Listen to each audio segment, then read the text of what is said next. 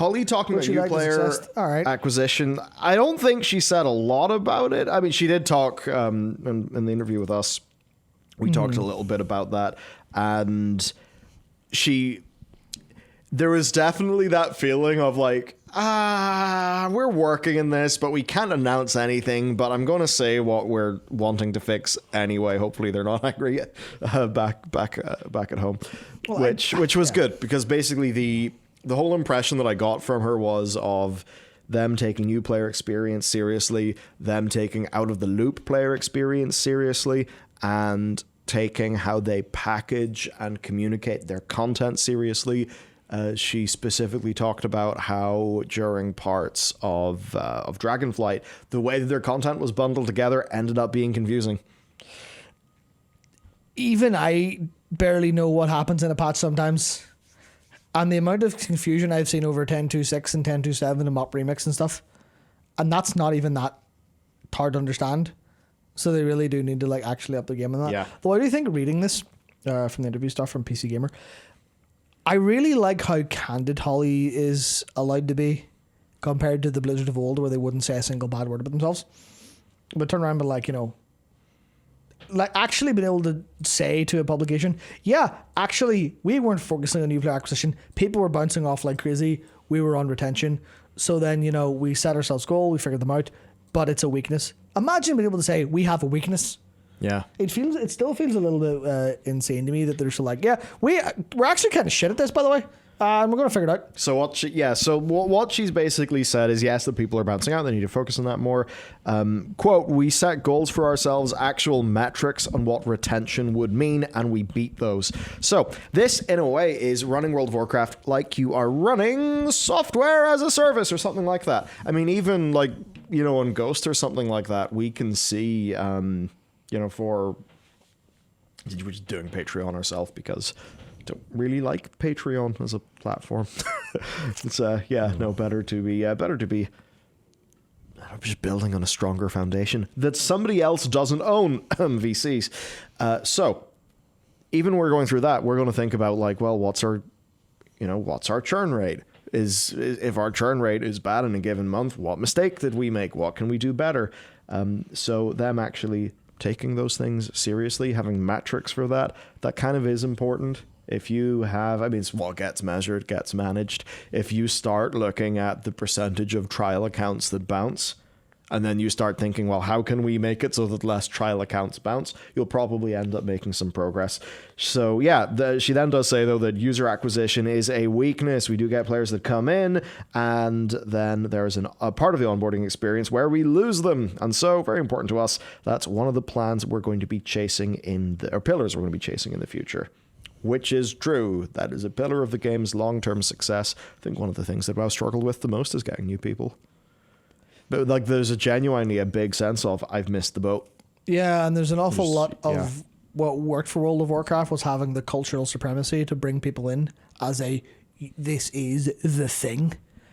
This is a great game, by the way, that has a great experience that like you log in and you instantly get it, but like you're sold it and you have people bring you in.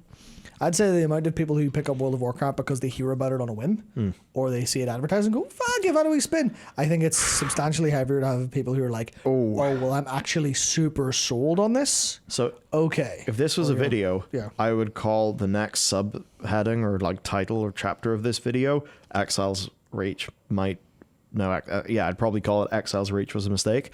Holly says this. There's a bunch of challenges. How do we tell 20 years of story so players get a really good, healthy intro? I do think this idea of player fantasy with the race you choose. She says, I love logging in and still do as a night elf, going through Teldrassil and doing all that stuff. Without that, for me personally, I'm not as much bonded to my race, and I don't feel that purpose as much. So I think we're going to explore that more. Basically, I don't think it's literally what she's saying, but it's definitely around the edges of what she's saying, in that Exile's Reach is like purposefully generic. It's sauceless, like. It's good quality. Yeah, executed well, but the idea is not great.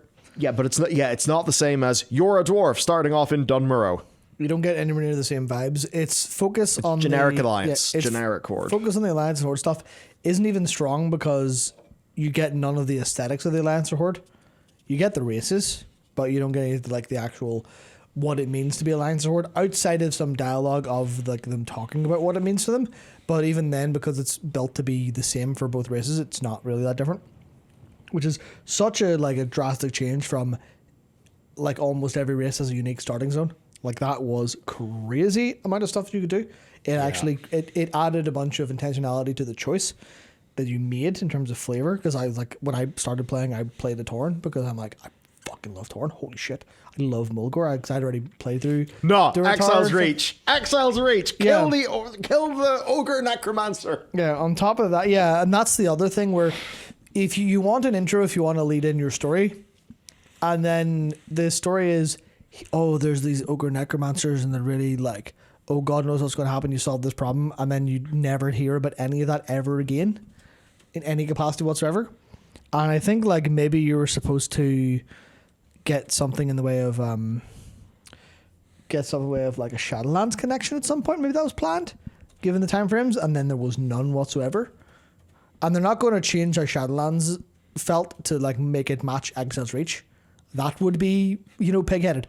But, it still left Exile's Reach as like this intentionally separate thing that is separate and has all of the drawbacks and advantages of being separate, which is kind of frustrating. I liked Exile's Reach, but the more I go through it, the more I'm like, nah, this doesn't feel right. Yeah, the more It doesn't feel right at all. The more you think about it, the more it feels like the spin-off show. Yeah, which is cool. Here we are. It's World of Warcraft, Camp Cretaceous. Have fun. Yeah. Again, it's not that anything there is done badly. It's just, it's not a Night Elf story about being in Teldrassil, which means it's going to be a bit awkward to do now. But I guess that means you maybe need to do a new Night Elf campaign that starts in Belameth with things going on there. So perhaps, look. But then, Michael, you have to do that for every race. Yes. And maybe that is something they'll do for a new expansion. Maybe. That would be, and this is where we get into like the actual how much of a challenge this is. Right. Your production staff in World of Warcraft, you're high up, you're a lead producer, something along those lines. And someone says, we have really great ideas for solving the player retention problem. Not the retention problem, the player acquisition problem. We're going to use all of our high skill, high stakes excellence to build an entirely new experience for everyone. To play whenever they like log in, they're like new characters. And then someone says, see, with that team, we have a second idea. We could build all of this end game content instead.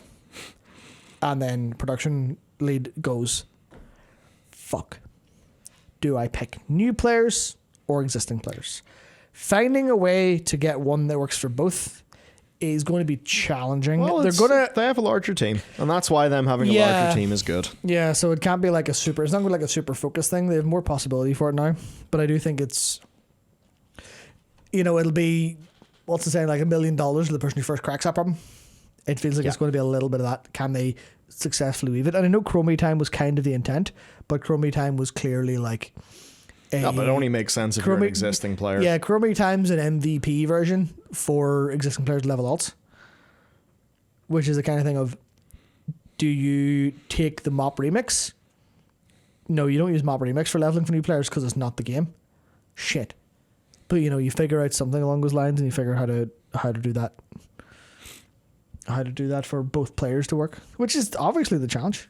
It's a lot of the time we sit here, we're like, it's easy, just do X, with the caveat being the actual execution and details is challenging. Also, the production aspect is challenging, but the idea is fairly safe or fairly clean. You could sit anyone in a room and half a Blizzard probably have the idea to solve it. But for this one, I'm like, this is actually like, this is a real nut to crack. It's a real nut to crack, but it is super important for them to do. Otherwise, World of Warcraft average player age will be like 50 in like 10 years. Everyone will be like, oh God. Actually, yeah, we're going to have to, we're pruning the abilities. Why? Because everyone's dexterity is just going down over the years. Like the reverse of what's actually happening to the game. It's just fun. It is fun. Like, the average age went up and the average APM has doubled. All right. That's why it's failed. It's fantastic. Yeah, I hope they do something big and daring there. Because it seems like that sort of thing in the player intake side, that's what'll help the game grow massively if they do it right.